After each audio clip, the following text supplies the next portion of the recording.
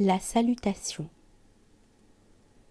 Et il était déjà très tard dans l'après-midi lorsque Zarathustra, après de longues recherches infructueuses et de vaines courses, revint à sa caverne.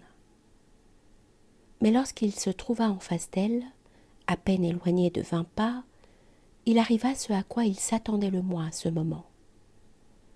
Il entendit de nouveau le grand cri de détresse.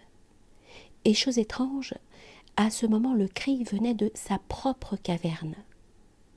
Mais c'était un long cri, singulier et multiple. Et Zarathustra distinguait parfaitement qu'il se composait de beaucoup de voix. Quoique à distance, il ressemblait au cri d'une seule bouche.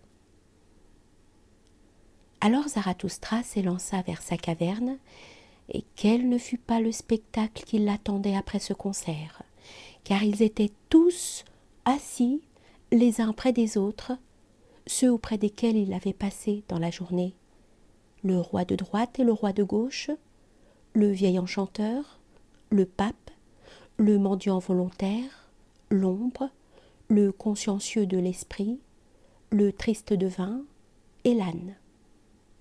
Le plus laid des hommes, cependant, s'était mis une couronne sur la tête et avait ceint 2 écharpes de pourpre, car il aimait à se déguiser et faire le beau, comme tous ceux qui sont laids. Mais au milieu de cette triste compagnie, l'aigle de Zarathustra était debout, inquiet et les plumes hérissées, car il devait répondre à trop de choses auxquelles sa fierté n'avait pas de réponse. Et le serpent rusé s'était enlacé autour de son cou. C'est avec un grand étonnement que Zarathustra regarda tout cela. Puis il dévisagea l'un après l'autre chacun de ses hôtes, avec une curiosité bienveillante, lisant dans leurs âmes et s'étonnant de rechef. Pendant ce temps, ceux qui étaient réunis s'étaient levés de leur siège, et ils attendaient avec respect que Zarathustra prît la parole. Zarathustra cependant parla ainsi. Vous qui désespérez, homme singulier, c'est donc votre cri de détresse que j'ai entendu? Et maintenant je sais aussi où il faut chercher celui que j'ai cherché en vain aujourd'hui, l'homme supérieur. Il est assis dans ma propre caverne, l'homme supérieur. Mais pourquoi m'étonnerais-je? N'est-ce pas moi-même qui l'ai attiré vers moi par des offrandes de miel et par la maligne tentation de mon bonheur? Il me semble pourtant que vous vous entendez très mal. Vos cœurs se rendent moroses les uns les autres lorsque vous vous trouvez réunis ici, vous qui poussez des cris de détresse. Il fallut d'abord qu'il vînt quelqu'un qui vous fit rire de nouveau, un bon jocrisse joyeux, un danseur, un ouragan, une girouette étourdie, quelque vieux fou, que vous ensemble. Pardonnez-moi donc, vous qui désespérez, que je parle devant vous avec des paroles aussi puériles, indignes, en vérité, de pareils hôtes. Mais vous ne devinez pas ce qui rend mon cœur pétulant. C'est vous-même et le spectacle que vous m'offrez. Pardonnez-moi, car en regardant un désespéré, chacun reprend courage. Pour consoler un désespéré, chacun se croit assez fort. C'est à moi-même que vous avez donné cette force. Un don précieux, ô mes hôtes illustres, un véritable présent d'hôtes. Eh bien, ne soyez pas fâchés si je vous offre aussi de ce qui m'appartient.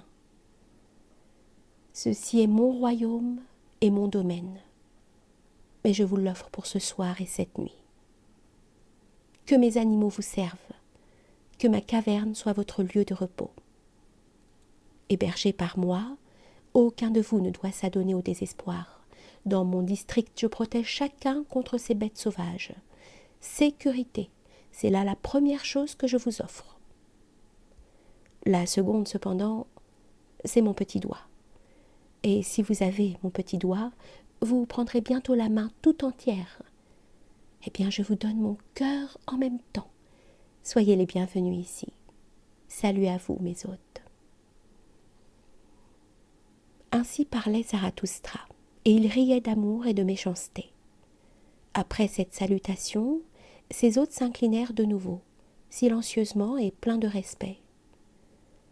Mais le roi de droite lui répondit au nom de tous. « À la façon dont tu nous as présenté ta main et ton salut, ô Zarathustra, nous reconnaissons que tu es Zarathustra.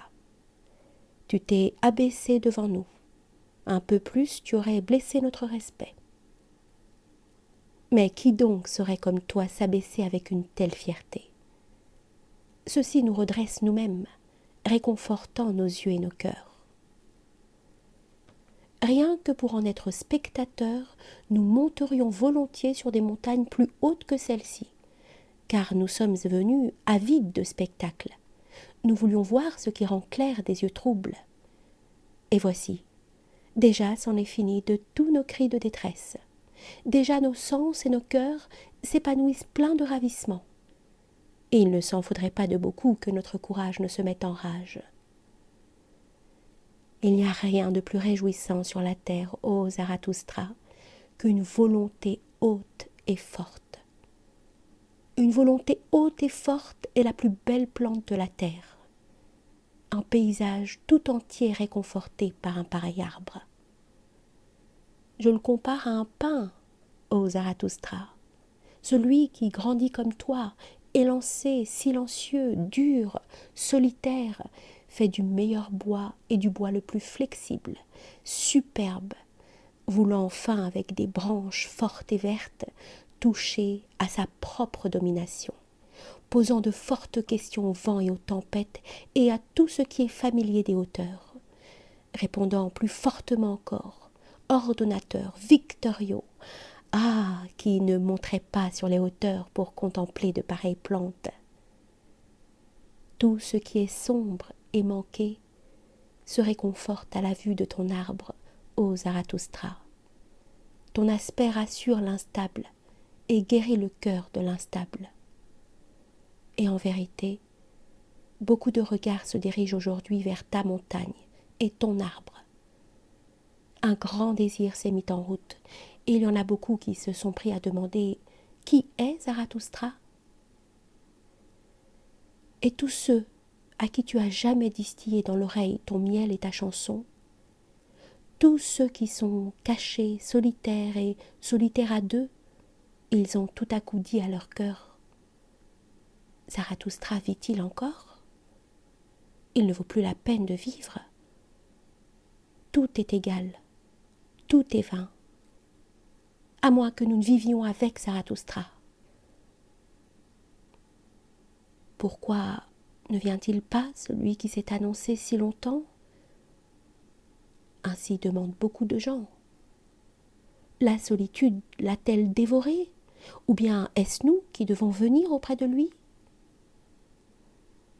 Il arrive maintenant que la solitude elle-même s'attendrisse et se brise, semblable à une tombe qui s'ouvre et qui ne peut plus tenir ses morts. Partout on voit des ressuscités.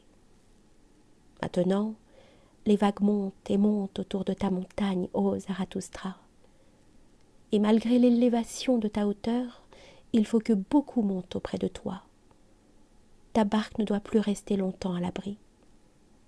Et que nous nous soyons venus vers ta caserne, nous autres hommes qui désespérions et qui déjà ne désespérions plus, ce n'est qu'un signe et un présage qu'il y en a de meilleurs que nous en route. Car il est lui-même en route vers toi, le dernier reste de Dieu parmi les hommes, c'est-à-dire tous les hommes du grand désir, du grand dégoût, de la grande satiété, tous ceux qui ne veulent vivre sans qu'ils puissent de nouveau apprendre à espérer, apprendre de toi. Ô Zarathustra, le grand espoir. Ainsi parlait le roi de droite en saisissant la main de Zarathustra pour l'embrasser. Mais Zarathustra se défendit de sa vénération et se recula effrayé, silencieux, et fuyant soudain comme dans le lointain.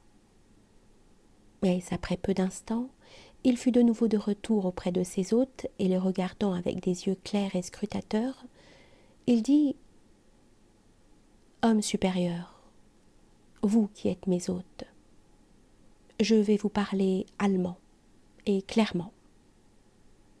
Ce n'est pas vous que j'attendais dans ces montagnes. Allemand et clairement, que tu aies pitié, dit alors à part lui le roi de gauche. On voit qu'il ne connaît pas ces bons Allemands, ce sage d'Orient. Mais il veut dire allemand et grossièrement. Eh bien, ce n'est pas là ce qu'il y a de plus mauvais aujourd'hui. Il se peut que vous soyez tous, les uns comme les autres, des hommes supérieurs, continua Zarathustra. Pour moi, cependant, vous n'êtes ni assez grand, ni assez fort. Pour moi, je veux dire, pour la volonté inexorable qui se tait en moi, qui se tait, mais qui ne se taira pas toujours. Et si vous êtes mien, vous n'êtes cependant point mon bras droit. Car celui qui, comme vous, marche sur des jambes malades et frêles, veut avant tout être ménager, qu'il le sache ou qu'il se le cache. Mais moi, je ne ménage pas mes bras et mes jambes. Je ne ménage pas mes guerriers. Comment pourriez-vous être bon pour faire ma guerre? Avec vous, je gâcherais même mes victoires, et plus d'un parmi vous tomberait à la renverse au seul roulement de mes tambours. Aussi bien n'êtes-vous pas assez beau à mon gré, ni d'assez bonne race. J'ai besoin de miroirs purs et lisses pour recevoir ma doctrine. Reflétée par votre surface, ma propre image serait déformée. Sur vos épaules pèse maint fardeau, maint souvenir, et maint kobold méchant se tapit en vos recoins. Or vous aussi il y a encore de la populace cachée. Bien que bon et de bonne race, vous êtes tort et difforme à maints égards, et il n'est pas de forgeron au monde qui peut vous rajuster et vous redresser. Vous n'êtes que des ponts. Puisse de meilleurs que vous passer de l'autre côté. Vous représentez des degrés. Ne vous irritez donc pas contre celui qui vous franchit pour escalader sa hauteur. Il se peut que de votre semence, il naisse un jour, pour moi, un fils véritable, un héritier parfait. Mais ce temps est lointain. Vous n'êtes point ceux à qui appartiennent mon nom et mes biens de ce monde. Ce n'est pas vous que j'attends ici dans ces montagnes. Ce n'est pas avec vous que je descendrai vers les hommes une dernière fois.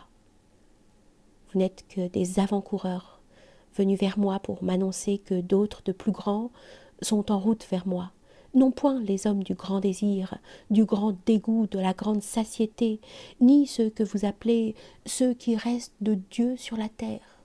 Non, non, 3 fois non. J'en attends d'autres ici sur ces montagnes, et je ne veux point sans eux porter mes pas loin d'ici. D'autres qui seront plus grands, plus forts, plus victorieux, des hommes plus joyeux, bâtis d'aplomb et carrés de la tête à la base. Il faut qu'ils viennent, les lions rieurs.